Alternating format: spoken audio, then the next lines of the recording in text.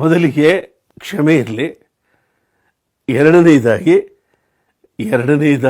ಕ್ಷಮೆ ಇರಲಿ.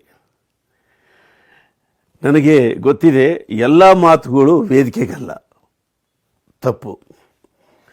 ಅಲ್ಲಿ ಒಂದು ಪ್ರಶಸ್ತಿ ಪುರಸ್ಕಾರ ಸಭೆ, ಅದು ಅಲ್ಲಿ ನುಡಿದರೆ ಮುತ್ತಿನ ಹಾರದಂತಿರಬೇಕು ಅನ್ನೋದು ಇರಬೇಕಿತ್ತು. ನಾನು ಹಾಗೆ ಅಲಂಕರಿಸಬೇಕಿತ್ತು, ತಪ್ಪು. ನಾನು ಆಗ ಏನಿದು ಇಷ್ಟೊಂದು ಅಕ್ಕರೆ ತೋರಿಸ್ತಾನಲ್ಲ, ಮಹಾಸ್ವಾಭಿಮಾನಿಯವನು, ಹಿಂಗೆಲ್ಲ ಊಟಕ್ಕಾದ ಮೇಲೆ ನಾವು ಹೋಗಲೇಬೇಕು, ಗಂಭೀರವಾಗಿ ನಡ್ಕೊಳ್ಳೇಬೇಕು. ಆದರೆ ನಿಮ್ಮಂಥವ್ರು ನಮ್ಮ ಮನೆಗೆ ಬರೋದು ದೇವರು ಬಂದಂಗೆ ಸುಮ್ಮನೆ ಹೇಳಿ ಬುದ್ಧಿ ಅಂತಂದಾಗ ನನಗೆ ಒಂದು ಮಾತು ನೆನಪಾಯಿತು. ಪೇಜಾವರ ಸ್ವಾಮಿಗಳು ದಲಿತರ ಮನೆ ವಾಸ ಮಾಡೋಕ್ಕೆ ಹೋಗಿದ್ದಾರೆ ಅಂತ ಒಂದು ಸ್ಟೇಟ್ಮೆಂಟ್ ಬಂದಿದೆ. ನಿಜ ಅಲ್ವಾ? ದಲಿತರ ಮನೆಯಲ್ಲಿ ಹೋಗಿ ಕೂತಿದ್ರಂತೆ. ಕೂತ್ಕೊಳ್ಳೋಕ್ಕಾಗತ್ತೆ ಅಷ್ಟೇ, ಅವ್ರು ಕೋಳಿ ಕೊಟ್ಟರೆ ತಿನ್ನೋಕ್ಕಾಗತ್ತ? ಕೋಳಿ ಬೇಡ, ಕುರಿದು ರಕ್ತನ ಫ್ರೈ ಮಾಡಿ ಕೊಟ್ಟರೆ ತಿಂತಾರ, ಲಿವರ್ ಕೊಟ್ಟರೆ ತಿಂತಾರ? ಆಗಲ್ಲ. ಅಸ್ಪೃಶ್ಯತೆ ನಮ್ಮ ದೇಶಕ್ಕೆ ಅಂಟಿದ ಶಾಪ. ಇದು ನನ್ನ ಮಾತಲ್ಲ, ಜಿಡ್ಡು ಕೃಷ್ಣಮೂರ್ತಿಗಳ ಸ್ಟೇಟ್ಮೆಂಟ್. ಈ ಅಸ್ಪೃಶ್ಯತೆಯ ಅನಿಷ್ಟವನ್ನು ತೊಡೆದು ಹಾಕೋದಕ್ಕೆ ಪೇಜಾವರಂಥ ಎಲ್ಲ ಗುರು ಹಿರಿಯರು ಪ್ರಯತ್ನ ಸಂಧಾನಗಳನ್ನು ಮಾಡ್ತಾನೇ ಇದ್ದಾರೆ. ಆ ಎಲ್ಲ ಪ್ರಯತ್ನ ಸಂಧಾನಗಳ ಬಗ್ಗೆ ನನಗೆ ಅಪಾರವಾದ ಗೌರವ ಇದೆ. ದಶಕಗಳ ಹಿಂದೆ ನಮ್ಮ ಕಲಾರಂಗದಲ್ಲೂ ಕೂಡ ಈ ಅಸ್ಪೃಶ್ಯತೆ ದಾಳಿ ದಟ್ಟವಾಗಿತ್ತು. ಮನುಷ್ಯವಶಾತ್ ಇಲ್ಲಿ ಅದು ಕರಗಿ ಮಾಯವಾಗಿದೆ. ಭಾರತದಲ್ಲೂ ಕೂಡ ಅದು ಕರಗಿ ಮಾಯವಾಗುವ ದಿನವಿದೆ. ಈಗ ಭಾರತದಲ್ಲಿ ನಿಧಾನವಾಗಿ ಸಂಭವಿಸ್ತಾ ಇದೆ. ಅದು ಶೀಘ್ರವಾಗಿ ಆಗಲಿ ಅಂತ ನಾನು ಹಾರೈಸ್ತೀನಿ. ಅಂದರೆ ದಲಿತರ ಮನೆಗೆ ಇವರು ಬಲಿತರು ಹೋಗೋದು ಏನು ದೊಡ್ಡ ವಿಷಯ ಅಂತ ನನಗನ್ನಿಸ್ತು. ಈಗ ಎಲ್ಲರೂ ಶುರು ಮಾಡ್ಕೊಂಡ್ಬಿಟ್ಟಾರೆ. ಕುಮಾರಸ್ವಾಮಿ ಅವರು ಗ್ರಾಮ ವಾಸ್ತವ್ಯ ಅಂತ ಶುರು ಮಾಡಿ ಅದೊಂದು ದೊಡ್ಡ ಗೀಳ ಬಂದು ಅಶೋಕ್ ಸಿಟಿಯಲ್ಲಿ ಅವರು ಗ್ರಾಮ ವಾಸ್ತವ್ಯ, ಅಶ್ವಥ್ ನಾರಾಯಣ ಅವರು ಗ್ರಾಮ ವಾಸ್ತವ್ಯ, ಯಾರು ನೋಡಿದ್ರು ಗ್ರಾಮ ವಾಸ್ತವ್ಯ.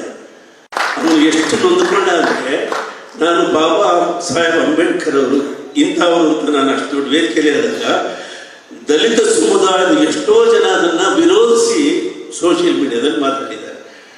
ಈಗ ಯಾರನ್ನ ನಾವು ಮೆಚ್ಚಬೇಕು, ಯಾರಿಗೋಸ್ಕರ ಮಾತಾಡಬೇಕು, ಯಾರಿಗೋಸ್ಕರ ನಾವು ಬದುಕಬೇಕು ಅನ್ನೋ ಗೊಂದಲ ಬಂದ್ಬಿಡುತ್ತೆ. ಅದರಿಂದ ರಾಜಪ್ಪ ದಳವಾರು ಹೇಳಿದ್ದು, ನಮ್ಮ ಎಚ್ಚರಿಕೆಯ ಜ್ಞಾನವನ್ನು ನಾವು ಯಾವಾಗಲೂ ಎಚ್ಚರವಾಗಿಟ್ಟಿರಬೇಕು. ಯಾಕೆಂದರೆ ನಾವು ಡೆಮಾಕ್ರಸಿಯನ್ನು ನಂಬಿ ಬದುಕಿ ಬಂದಿದ್ದೇವೆ. ಡೆಮಾಕ್ರಸಿ ಕೊಟ್ಟ ಒಂದು ಸ್ವತಂತ್ರದಿಂದ ಗಂಗರಾಜು ಅನ್ನುವ ಈ ಸಾಂಸ್ಕೃತಿಕ ಗುಲಾಮ ಇವತ್ತು ಸ್ವತಂತ್ರನಾಗಿದ್ದಾನೆ. ಅದಕ್ಕೆ ಬಾಬಾ ಸಾಹೇಬರು ಕೊಟ್ಟಂತ ಆ ಸಂವಿಧಾನ ನಮಗೆ, ಭಗವದ್ಗೀತೆ ನಮಗೆ ಎಷ್ಟು ಹೆಲ್ಪ್ ಮಾಡೋದು ಗೊತ್ತಿಲ್ಲ. ಆದರೆ ಬಾಬಾ ಸಾಹೇಬರು ಬರೆದ ಬಡವದ್ಗೀತೆ ಇದೆಯಲ್ಲ, ಆ ಬಡವದ್ಗೀತೆ ನಮಗೆ ಕೊಟ್ಟ ಅದು ಬಹಳ ದೊಡ್ಡ ಸ್ವಾತಂತ್ರ್ಯ. ನಾನು ಅಲ್ಲಿ ಆಡಿದ ಕೆಲವು ಮಾತುಗಳು ನನ್ನ ಹೆಂಡತಿಗೆ ಇಡಿಸಲಿಲ್ಲ. ಆಕೆ ಪ್ರತಿಭಟಿಸಲು, ಆಕೆಯ ಕ್ಷಮೆ ಕೂಡ ಕೋರಿದ್ದೇನೆ. ನಾನು ಸಂಗೀತಗಾರ, ನನಗ್ಯಾಕೆ ಟ್ರೋಲು ಇತ್ಯಾದಿಗಳು? ಕಂಟ್ರೋಲ್ ಆಗಿರುತ್ತಾನೆ ನಮ್ಮ ಕೆಲಸ. ನನಗೆ ಯಾರ ಮನಸ್ಸನ್ನು ನೋಯಿಸುವ ಇಷ್ಟವಿಲ್ಲ. ನನ್ನ ಸಂಗೀತ ಹೇಗೆ ಎಲ್ರಿಗೂ ಸುಖ ಕೊಡುತ್ತೋ, ನನ್ನ ಮಾತು, ನನ್ನ ಬದುಕು ಕೂಡ ಸುಖ ಕೊಡಬೇಕು. ಇದು ನನ್ನ ಜೀವನದ ಗುರಿ. ಆದರೆ ಎಲ್ಲ ಅನಿಷ್ಟಗಳನ್ನು ತೊಡೆದು ಹಾಕುವ ದಿಸೆಯಲ್ಲಿ ನನ್ನ ಪಾತ್ರವು ಯಾವುದಾದ್ರೂ ಮೂಲಕ ಇದ್ದರೆ ಅದು ನಾನು ಮಾಡೇ ಮಾಡ್ತೀನಿ. ನಾವು ಇನ್ಆಕ್ಟಿವ್ ಆದರೆ ಅವರು ಆಕ್ಟಿವ್ ಆಗ್ತಾರೆ. ಬಹಳ ಸಿಂಪಲ್. ಇನ್ ಡ್ಯೂ ಕೋರ್ಸ್ ಅಂತ ಕೂಡ ಸಂವಿಧಾನದಲ್ಲಿ ಹೇಳ್ತಾರೆ. ಇನ್ ಡ್ಯೂ ಕೋರ್ಸ್, ಇಲ್ಲಿಯವರೆಗೂ ಈ ಪರಿಸ್ಥಿತಿ ಹೀಗಿದೆ, ಇದು ಬಹುಮತದ ಆಧಾರದ ಮೇಲೆ ವ್ಯತ್ಯಯವಾಗ್ತದೆ. ಯಾರು ಆಕ್ಟಿವ್ ಆಗಿರ್ತಾರೋ ಅವರು ರೂಲಿಂಗ್ನಲ್ಲಿ ಇರ್ತಾರೆ, ಯಾರು ಇನ್ಆಕ್ಟಿವ್ ಆಗಿರ್ತಾರೋ ಆಳಲ್ಪಡುತ್ತಾರೆ ಅಂತ ಅವರೇ ಸಂವಿಧಾನದಲ್ಲಿ ಬಂದಿದ್ದಾರೆ. ನಾವೊಂದು 10-15 ವರ್ಷಗಳ ಕಾಲ ಇನ್ಆಕ್ಟಿವ್ ಆಗಿದ್ದಕ್ಕೆ ಈಗ ಅವರು ಆಕ್ಟಿವ್ ಆಗಿದ್ದಾರೆ. ಡೆಮಾಕ್ರಸಿ ಏನಾದರೂ ಅಕಸ್ಮಾತ್ ಧರ್ಮೋಕ್ರಸಿ ಆಗ್ಬಿಡುತ್ತಾ ಮುಂದೆ ಅನ್ನೋದು ಭಯ ಇದೆ ನಮಗೆ. ಆ ಧರ್ಮೋಕ್ರಸಿ ಆದರೆ ಮತ್ತೆ ಹಳೆ ಯುಗಕ್ಕೆ ನಾವು ಬೆಲ್ಲಿಗೆ ಜಾರ್ತೀವಿ. ಆದರೆ ಜಾತಿ ಅಷ್ಟೇ ಜಾರಿ ಕೆಳಗೆ ಬೀಳಲ್ಲ ಅನ್ನೋದು ನನಗೆ ಅಖಂಡವಾದ ನಂಬಿಕೆ ಇದೆ. ಯಾಕೆಂದರೆ 3000, 4000, 5000 ವರ್ಷಗಳ ಹಿಂದೆ ಇದ್ದಂಥ